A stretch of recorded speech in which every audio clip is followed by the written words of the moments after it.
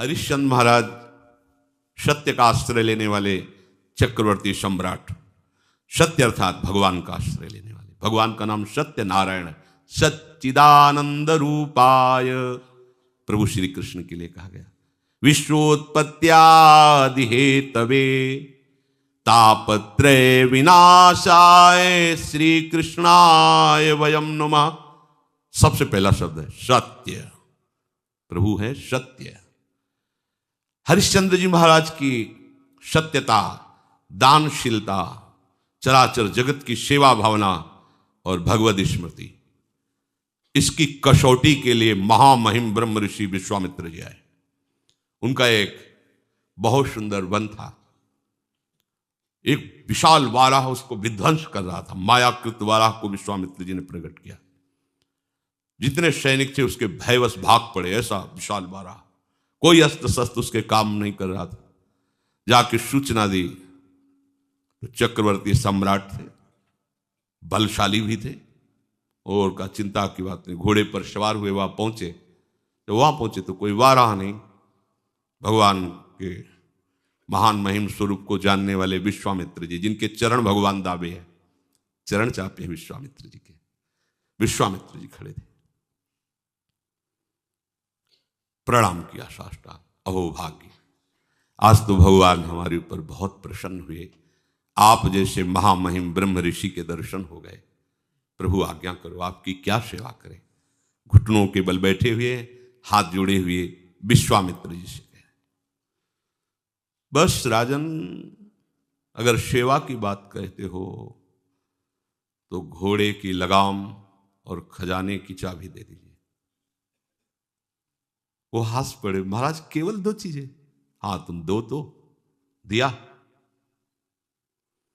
फिर 20 भार स्वर्ण दक्षिणा में दीजिए। 20 भार, जितना चाहे। मिथ्यावादी, तेरा क्या रह गया? खजाने की चाबी मतलब मेरा पूरा खजाना। घोड़े की लगाम अर्थात जहां तक चक्रवर्ती सम्राट पद में तूने यात्रा की, मेरा सम्राट पद वही जो चारों तरफ विजय प्राप्त की। बात सत्य? हाँ, तो 20 भार स्वर्ण दक्षिणा में। महाराज, मेरी तो बुद्धि चकर आ गई, सब कुछ आपका है, ये तो पक्का। अब ये 20 भार स्वर्ण, हमें उपाय बता दीजिए। तो इस राज्य से निकलो, तुम्हारे राज्य की सीमा के बाहर है काशी। काशी किसी राजा के शासन में नहीं, भगवान विश्वनाथ जी की नगरी है। जाओ वहां, छोड़ो ये राज्य और बिको, और तीनों के बिकने पर जो स्वर्ण राशि प्राप्त वो दे दो, हम संतुष्ट हो जाएंगे दक्षिणा में। देखो कसौटी। हाँ, सत्य को अपना जीवन बनाने वाले, सब कुछ भगवान का है, हम उनके दास हैं ऐसा मानने वाले, भगवान के भक्तों में श्रद्धा रखने वाले, उनके लिए कोई भी कष्ट, कोई कष्ट नहीं होता। सत्य संध के लिए प्राण चले जाएं, सर्वस्व नष्ट हो जाए, पर वो अपने मार्ग को नहीं छोड़ते। हरिश्चंद्र जी ने विश्वामित्र जी को देने के लिए, अपने दक्षिणा के लिए काशी में गए। अब चक्रवर्ती सम्राट को कौन खरीद सकता, जानते तो सभी थे। जहां वो कहते मुझे कोई खरीद ले, पर मुझे 20 भार स्वर्ण चाहिए। मेरी पत्नी, उनकी शैव्या पत्नी, बड़ा मतलब कारुणिक प्रसंग है, जो महलों से बाहर कभी किसी ने देखा नहीं। वो बिकने के लिए अपने पति के साथ, देखो उनका पातिव्रत धर्म, कि आप हारे हो, हम थोड़ी हारे हैं, जाओ तुम्हें जहां जाना हो। और पुत्र रोहित कुंवर, तीनों साथ काशी में बिकने के लिए, कौन खरीदेगा? आज भी हरिश्चंद्र घाट है काशी में, तो वहां डोम स्वरूप में खरीदने वाले आए। कहा कि हमारी पत्नी, पुत्र और हम तीनों के बिकने पर मुझे 20 स्वर्ण भार चाहिए, जो दक्षिणा में देना है। बोले उनको तो नहीं खरीद सकता, मैं आपको खरीद सकता हूं श्मशान की रखवाली के लिए। बिक गए। एक ब्राह्मणी ने उनकी पत्नी को खरीदा, तो बच्चा उन्हीं के साथ रहेगा। उसने दोनों की धनराशि मिलाकर दक्षिणा विश्वामित्र को, विश्वामित्र जी वहां से चले गए। अब वो कैसे कठिन कष्ट को सह रहे, जो चक्रवर्ती सम्राट, उसकी दिनचर्या क्या होगी? एक धर्मात्मा सत्यवादी, और अब दिनचर्या क्या है इनकी? ड्यूटी, सेवा लगा दी। श्मशान में जो भी शव फूकने आवे उसे कर लेना। और काशी एक ऐसी नगरी है जहां रात दिन शव फूके जाते हैं। जैसे लकड़ी का टाल लगा रहता है, ऐसे काशी में 100 का टाल लगा रहता है, मुर्दों का। 50 चिताएं ऐसे चलती रहती, वहां घाटों पे ही तो रहे 50 चिताएं। दशाश्वमेध घाट है, मतलब 50 फूक रही तो 100 इधर 100 उधर, ऐसी सब। वो महाश्मशान भगवान शिव के तांडव का। चिता भस्माले पो करल मसनम दिक्पट धरो, जटाधारी कंठे भुजगपतिहारी पशुपति कपाली भूतेशो। महामहिम शिव की वो तांडव स्थली है। उसे हट कर हरिश्चंद्र घाट है। सोचो जरा, ऐसा महामहिम चक्रवर्ती सम्राट की सुविधा में पलने वाला शरीर, श्मशान में 24 घंटे की सेवा, भरण पोषण करने वाला मालिक कौन? डोम, उसकी आज्ञा पर।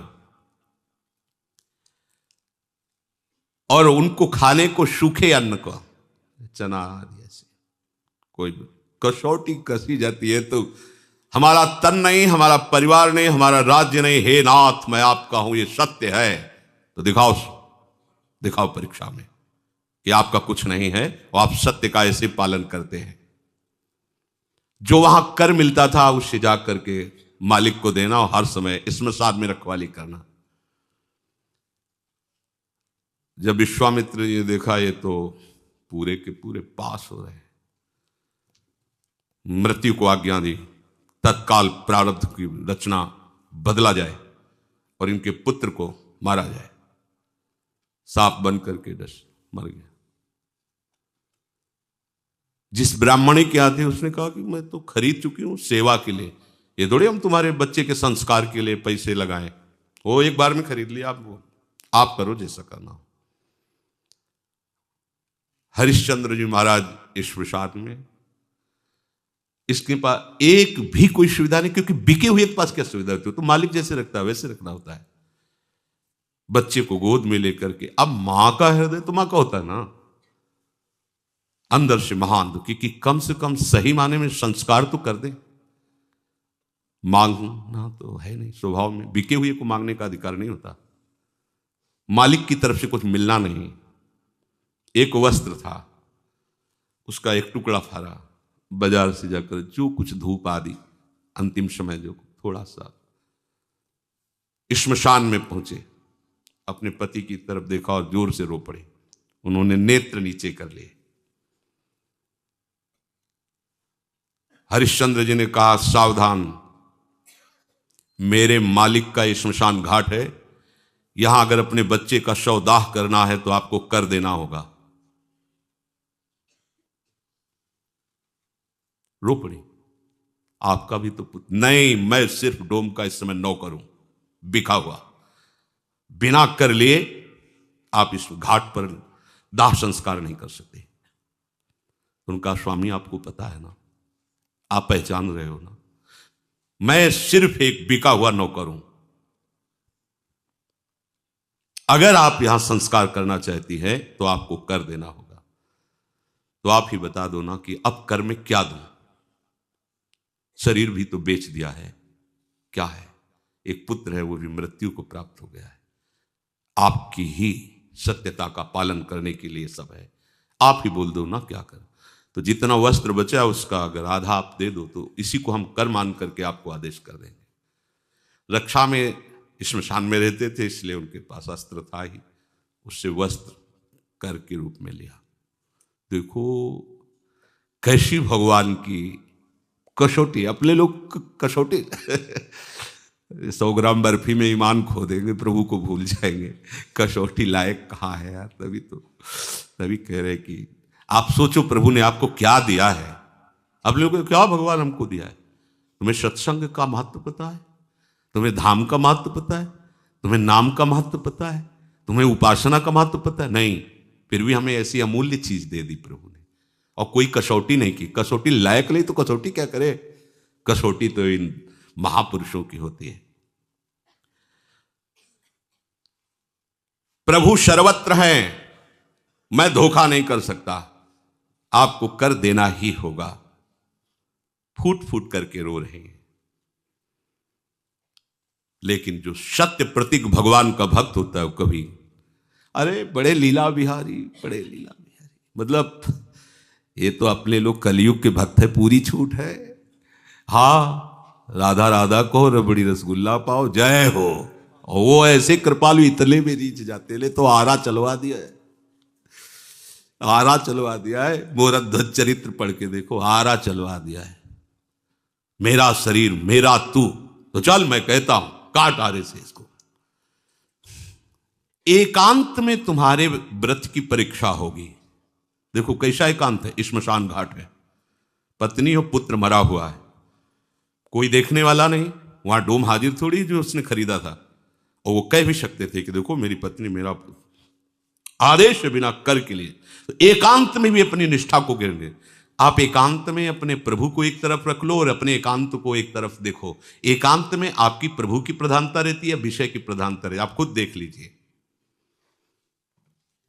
हरिश्चंद्र जी की आंखों में एक बूंद भी आंसू नहीं है।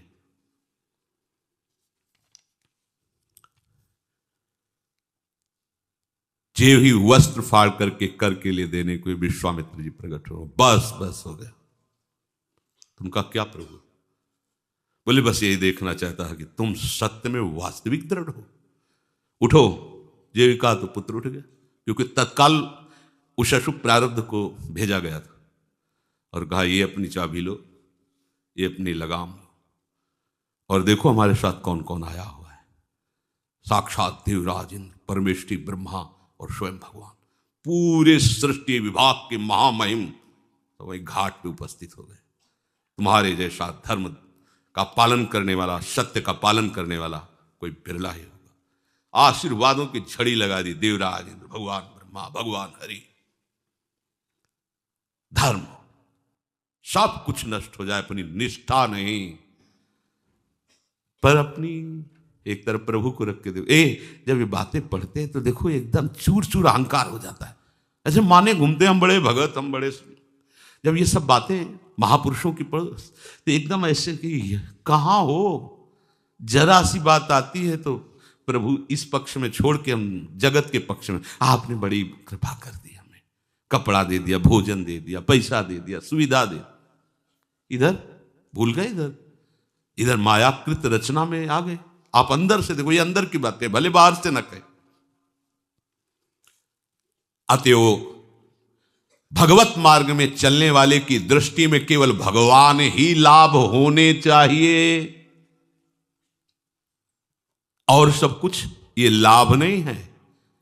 यह लाभ शंकर माना, भगवान के भक्तों के संग से भगवत प्रेम में अश्रु बह रहे, ये लाभ है, ये महान लाभ है। भोग प्राप्ति में नहीं, भगवत प्राप्ति में लाभ है। ये विष भरी मिठाई है, यहां का प्रणाम नमस्कार, यश कीर्ति, यहां की धन संपत्ति का गर्व। अगर आप इस त्याग के मार्ग पर सुदृढ़ अर्थात मजबूत कदम चलाओगे तो भगवान आपकी मिलने के लिए तैयार है। हरिश्चंद्र को वापस राज्य मिला, स्वस्थ, सुशील और ज्ञान संपन्न उसी समय बेटा हो गया। जीवन में बीमार नहीं होगा, सब बिना शास्त्र पढ़े उसके स्फुरित हो गए। देखो, और भगवान ने साक्षात उनको दर्शन दिया।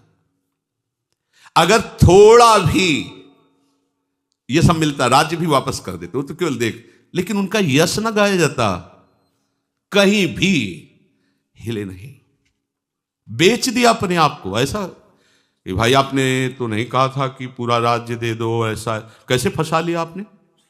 कुछ नहीं। हाँ, उनका ठीक बात आपने कही, खजाने की चाबी और घोड़े की लगाम, जहां तक सम्राट का राज्य होता है सब कुछ आपका हो गया, अब मैं बिक करके आपको दूंगा। कहीं रोष नहीं कि आपने छल किया।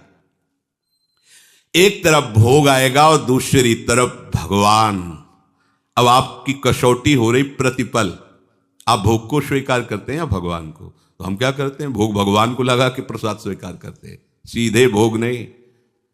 वो सीधे भोग प्रियालाल को, प्रसाद अपने, प्रसाद हमारा जीवन है। प्रसादे सर्व दुखा नाम हानिरस्य उपजायते, हमारा जीवन ही प्रसाद हो गया। आप भोगों को चाहेंगे या प्रभु को? आप देख लो, तुम्हारी निष्ठा ही सिद्ध कर देगी तुम क्या हो। विषयासक्त हो तो याद कर लो, पग पग पर तुम्हें क्लेश, अशांति, दुख और पाप बढ़ेगा। सुख किसे कहते हैं सोच भी नहीं सकते। यह हम तुम्हें बहुत सावधानी की बात कहते हैं। तुम अपनी संपत्ति को महत्व देते हो या प्रभु को? तुम्हारे साथ क्या जाएगा यहां से? अरे मृत्यु के पूर्व ही सब कुछ नाश हो रहा है, तुम देख रहे हो, फिर मृत्यु आने पर शरीर का ही नाश हो जाएगा, जाएगा क्या? तो सावधान हो करके आप इससे प्रभु को क्यों नहीं प्राप्त कर लेते हैं? इससे अपना भाव हटा लीजिए। हमारी संपत्ति दंपत्ति है, हमारा सुख उनकी सेवा है। कुंज महल की टहल सुख, दंपत्ति संपत्ति पाई है। हम यहां जो कर्म कर रहे हैं उसके अंतर में देखो, भोग की प्रेरणा से कर्म हो रहा है, भगवत प्रेरणा से हो रहा है। भगवत प्रेरणा से होगा तो शास्त्र सम्मत होगा, भगवत प्रसन्नता के लिए होगा। और अपनी इंद्रियों की प्रसन्नता के लिए होगा तो शास्त्र विरुद्ध हो जाएगा, और वो भोग की प्रेरणा से हो रहा है। दोनों बात साधक को देखनी कि भगवत प्रेरित कर्म है या भोग प्रेरित कर्म है। यदि हमारे कर्म में हेतु है भगवत प्राप्ति और उसका प्रयोग है जनमंगल, तो भगवत प्रेरित हो रहा है। अगर हेतु है अपनी इंद्रियों का भोग, इंद्रियों का सुख, और अंदर से भाव है कि मुझे सुख मिले, दुनिया में आग लगे कोई, यह है भोग प्रेरित। कहां से भगवत भाव आएगा? ऐसे आदमी वैर करते रहते हैं, हिंसा करते रहते हैं, पाप करते रहते हैं, भले वो कुछ भी दिखावें। उनकी वृत्ति प्रभु में नहीं लग सकती। देखो, जो प्रभु का जन होता है, बड़े से बड़ा भोग उसे विचलित नहीं कर सकता। अपने लक्ष्य पर दृढ़ रहता है। भगवान की प्रेरणा से, भगवान की आज्ञा से दिव्यास्त्र लेने के लिए अर्जुन जब देवलोक को गए, स्वर्ग को बताया है सत्संग में, तो अर्जुन को अपने आधे सिंहासन पर देवराज इंद्र ने बैठाला। एक तो पुत्रवत भाव, दूसरे भगवान के सखा है। सभा में स्वर्ग की सबसे सुंदर अप्सरा सी उर्वशी जी है। ये भगवान नारायण की जंघा से इनका प्रादुर्भाव हुआ है। इनकी जैसी कोई दूसरी अप्सरा नहीं। वो जब सभा में नृत्य गान के लिए आई तो अजान बाहु अर्जुन, कमल नयन, भगवान के प्रतिरूप है अर्जुन जी। वो देखती रह गई अर्जुन जी को। अर्जुन भी बड़ी एकाग्रता से उर्वशी जी को देख रहे थे। देवराज इंद्र की दृष्टि पड़ी। सभा संपन्न होने के बाद उर्वशी जी को बुलाया और कहा, आप अर्जुन पर आसक्त हैं क्या? तो बोले, कोई भी आसक्त हो सकता है, वो ऐसे शूरवीर है। बोले, जाओ आज उनकी सेवा में उपस्थित हो, हमारा आदेश है। उर्वशी जी जहां से चलती है तो उनके साथ जैसे कोहरा छाया हुआ, ऐसे घना अंधकार रहता है आसपास, कोई दूसरा देख नहीं सकता बादलों का। और सौरभ से सुवासित वो मार्ग अपने आप हो जाता है जहां से उर्वशी जी अर्जुन के महल में पहुंची। अर्जुन ने जी देखा उर्वशी जी आई, आसन से उतर पड़े और घुटने के बल होकर के वो किसी और भाव से आ रही तो कांप गई से, ये क्या, तुम जानते नहीं हो तुम क्या कर रहे हो? अर्जुन का जानता हूं, मेरी माता कुंती और आप में बिल्कुल मुझे फर्क नजर नहीं आ रहा। माता माद्री और माता कुंती, उसी दृष्टि में आप मेरी हो। बहुत रोष है। और उसी जिनका देवराज इंद्र ने आदेश किया है आपकी सेवा में उपस्थित होने का, आप ऐसा व्यवहार मत कीजिए, अर्जुन जी से कहा। अर्जुन ने कहा, फिर मैं तुम्हें बता देता हूं कि मेरी दृष्टि नहीं परिवर्तित हो सकती। जय बार आप मेरे को प्रेरित करेंगे, तय बार मैं माता के कर संबोधन करूंगा और उसी दृष्टि से देखूंगा। आप देखो, जहां उर्वशी जी का ऐसा कभी प्रसंग आता है तो बड़े बड़े ऋषि मुनि जो तप प्रधान हैं वो मोहित हो गए, लेकिन भगवान का सखा मातृभाव एक मिनट भी विचलित नहीं हुआ। तो ऐसे ही एक तरफ भगवान है, एक तरफ माया की रचना है। अब आपकी उसी समय निष्ठा की परीक्षा होगी। आप देखते रहना, ये भगवान परीक्षा नहीं लेते, आप समझो भगवान तो बड़े कृपालु हैं, लेकिन वहां तक पहुंचने के लिए अनंत शक्तियां भगवान की हैं। वो योग्य बनाती है, हमें भगवान की योग्य बनाती है। तो जब हम फेल होते तब फिर महापुरुषों की कृपा हमें उठाती, आगे बढ़ाती, पर आपको पास होना पड़ेगा इस बात में। एक तरफ आपके प्रभु हैं और एक तरफ है माया का आकर्षण। उस समय आपको सावधान होना है। आप कुछ भी खा रहे हैं, पी रहे हैं, देख रहे हैं, सुन रहे हैं, बोल रहे हैं, चल रहे हैं, तो भगवत स्मृति है कि नहीं? अगर नहीं है तो आप लुट गए उधर, आप उधर प्रभावित हो गए, उधर ज्यादा महत्व कर लिया प्रभु से बढ़कर, तभी तो उसकी याद उसी में तन्मय हो गए जो प्रभु से बढ़कर माना। किसी भी उपासक को इस संसार की हर वस्तु, व्यक्ति, स्थान, ये मामूली सी बात नजर आनी चाहिए प्रभु के सामने। आप देखो, ये बस समझना होगा, ये क्या, ये नहीं, हाँ ये नहीं, ये तो केवल प्रभु के लिए होना चाहिए। क्या बात है। हमें लगता है कि एक बार भी प्रियाजू की रूप माधुरी सुनकर, देखा तो नहीं मानो आप, तो सुनकर एक बार भी विचार हुआ कभी, कैसी प्रियाजू होंगी? कह रहे कि कोटि कोटि रचना जो रोम रोम प्रति होए, प्यारी जी के रूप को न प्रमाण कहो जाते। हाँ, कैसी प्रियाजू हमारी, कभी सोचा नहीं? ऐसे साधारण मर्त रूपों को, मर्त पदों को, मर्त बातों को उपासक ऐसे करके देखे तो मतलब फिर तो गड़बड़ हो गया ना। देखो ना उर्वशी जी की तरफ कैसी दृष्टि अर्जुन जी की है। वो कह रहे कुंती माता के समान आपके प्रति भाव है। हमारी अगर दृष्टि कहीं जाए तो अपने प्रियालाल को लेके जाए, अकेले ना जाए। अकेले जा रही मतलब प्रियालाल से बढ़कर आप उसको मान लिए हैं। अब इसकी पहचान कि आप प्रियालाल को लेकर के हो या आप उस व्यक्ति वस्तु के महत्व को लेकर हो। तो भगवान कह रहे हैं तुल्य निंदा स्तुतिर मौनी संतुष्टो एन केन चित अनिकेतः स्थिरमतिर भक्तिमान में प्रियो न रहा। थर्मामीटर डाल दो, कितना बुखार है पता चल जाएगा। ये भगवान ने थर्मामीटर दे दिया। प्रभु को यदि तुम अपना महत्व दे दिए हो कि मेरे प्रीतम से बढ़कर कोई नहीं, तो आप व्यवहार में जाओगे, व्यक्तियों के बीच में जाओगे, वस्तुओं के बीच में जाओगे, पदार्थों के, कोई घटना, कोई परिस्थिति, पर उस समय आपकी स्थिति ये होगी तो आप प्रभु को लिए हुए हैं। क्या? तुल्य निंदा स्तुतिर। आप जब व्यवहार में उतरेंगे तो कोई आपकी निंदा भी करेगा, है, होता है, सबकी होती है। ऐसा ना सोचो कि वाह वाह, गालियां भी मिलेंगी, वो मिलती है, और वाह वाह भी होगी। ऐसा नहीं कि केवल गालियां ही मिले, स्तुति भी होगी। क्या बात है, ऐसा भी होगा और उधर से भी होगा। क्या बात है, कुछ नहीं, पाखंड है, नाटक है, नौटंकी है, रुपया कमाने का तरीका है। अब दोनों बातें सुनकर के तुम्हारे हृदय में कुछ भी हलचल नहीं होनी चाहिए।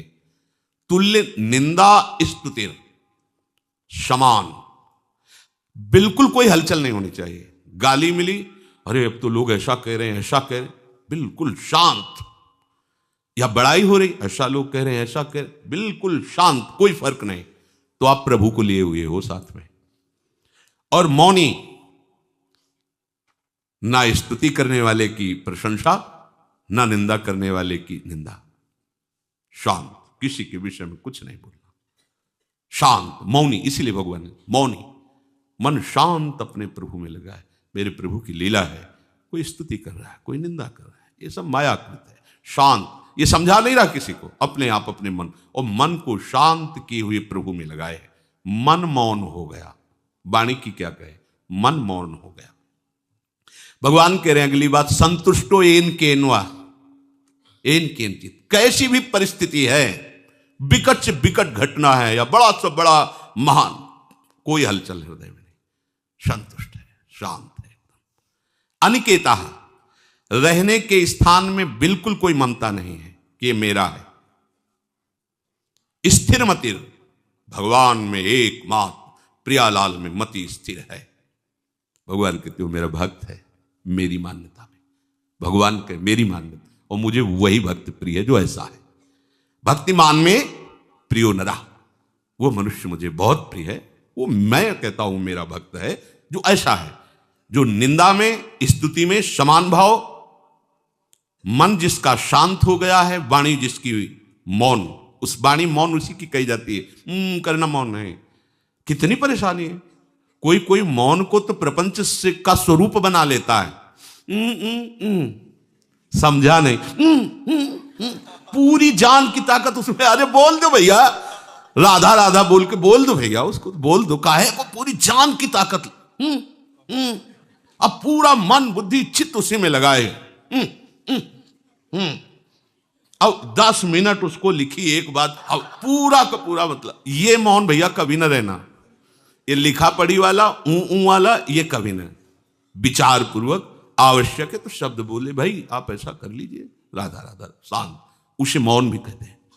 विचार पूर्वक आवश्यक है तो शब्द बोल दिया, नहीं शांत है। अब ऐसा नहीं कि वह लगे हैं तो लगे हैं प्रपंच की बातें घंटों करने में, ये ऐसा नहीं। हमने देखा है, अब वो गैस जो बनती है ना, कैसे निकले, तो हम हमारे पास मौनी भी रहे हैं। तो गंगा किनारे जैसे बैठे ना, ना हमें भजन कर लेते रहे, खुद भजन कर। अब वो उधर चित्तवृत्ति लगाओ तो भजन छूटता, चित्तवृत्ति न लगाओ तो समझ नहीं सके। नहीं समझा नहीं महाराज क्या कहे। अब बालू में, अब बालू में पढ़ो, उसमें मतलब बहुत ही बेकार बात है, बहुत ही बेकार बात। वो खुद चिंतन नहीं कर सकता, दूसरे को भजन में विक्षेप पहुंचाएगा। कहा जाता है मौन, कुछ नहीं इससे। राधा राधा राधा, कोई बात है तो सीधे बोल दो। वाणी बोलने के लिए है, अमूल्य वाणी है, परहित की वाणी से बोलो, भगवान नाम लेके बोलो, भगवान नाम लेकर चुप हो जाओ। तो बीच में जो कुछ परहित की भावना से कहोगे भजन ही माना जाएगा। इसे मौन।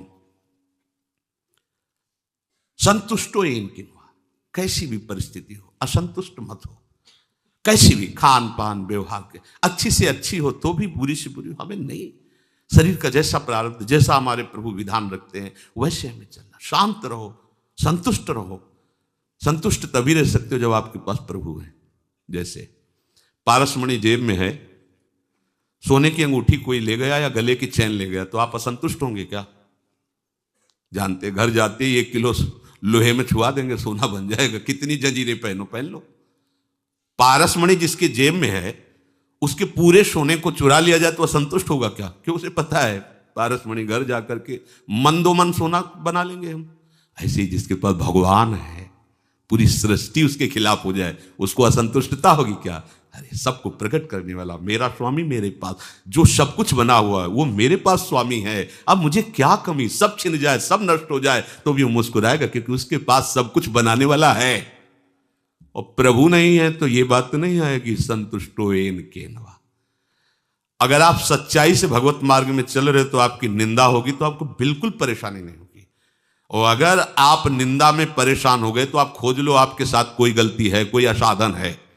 जिसकी निंदा हो रही, जिस विषय की, भले वो ना हो लेकिन और कोई है असाधन, इसीलिए आपको बुरा लग रहा है। असाधन नहीं होगा तो निंदा बुरी लगेगी नहीं, पक्का। अपमान नहीं बुरा लगेगा, पक्का। सम्मान अच्छा नहीं लगेगा, प्रशंसा अच्छी नहीं लगेगी, पक्का। यदि आप सही मार्ग में चल रहे तो ये लक्षण आएंगे। सम्मानम कल्याति घोर गर्लम नीचापमानम सुधा, ये थर्मामीटर है। पर चाहे जितना हो, जब प्रशंसा होती है ना तो यहां देखना, यहां कुछ ठंडा ठंडा सा लगता है, ऐसा बढ़िया है। और जब कोई निंदा करता है ना तो दृष्टि ऐसी होती कि दुर्वासा वाली तपस्या अगर हमारे पास होती तो आज दिखा देते कि महात्मा की निंदा का फल क्या होता, भस्म ही कर देते इसको। वो ऐसी, और यहां एक जलन होगी, बिगड़ गया सिस्टम। यहां फर्क पड़ गया दोनों में, इसलिए आप प्रभु को स्वीकार नहीं किए हैं। अगर प्रभु को स्वीकार किए तो यहां फर्क नहीं पड़ेगा, विश्व में चाहे जितना बड़ा फर्क पड़ जाए।